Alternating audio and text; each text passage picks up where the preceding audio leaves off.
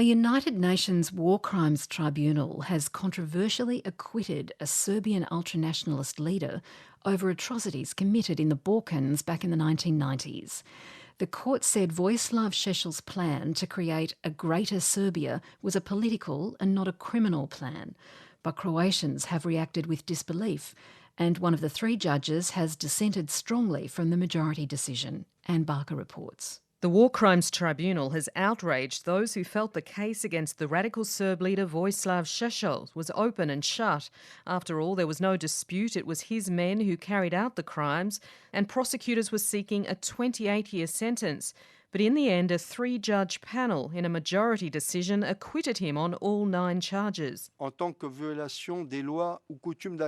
chamber unanimously declares the accused not guilty. Following this verdict, Vojislav Šešel is now a free man. The judges agreed that Šešel had made inflammatory speeches calling for a greater Serbia, but said this was part of a political plan rather than a criminal plan. His so-called army of volunteers hadn't been under Šešel's command, but rather under the control of the Serbian army, and they ruled that prosecutors had failed to prove beyond reasonable doubt that Šešel was responsible for the crimes alleged. In Croatia, there was universal anger and condemnation of the decision. I'm appalled, shocked. I had not expected that justice is that blind. I watched, I heard this verdict. I'm outraged. Whatever I may say is actually senseless, because this is something that nobody could have expected. After all the horrors in this region, I don't know what to say and how to evaluate that.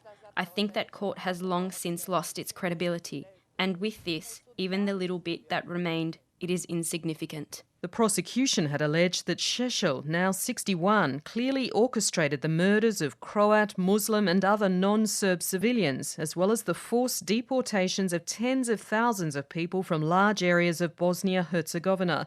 But the judges slammed the prosecution's case as being full of confusion and ambiguity.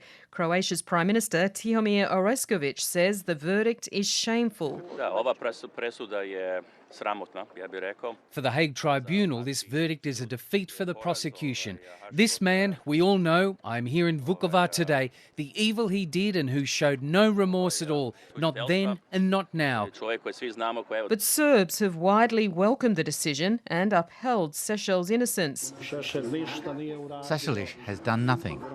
So, as you can see, they are just saying that prosecution has not provided enough evidence that Šešel has done anything. The decision is a bitter disappointment for the people of Vukovar, the scene of some of the worst atrocities, especially given one of the three judges strongly dissented from the majority decision and said she felt she'd been thrown back to a period in history when there was no law in times of war.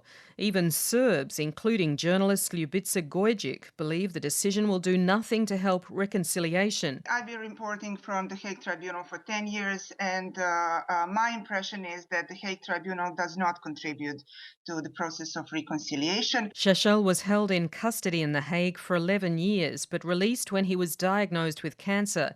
He's repeatedly thumbed his nose at the legitimacy of the tribunal, but welcomed the verdict as honourable and fair. The acquittal opens the way for Šešel, who's now a firebrand leader of Serbia's Radical Party, to stand in next month's general elections. Anne Barker.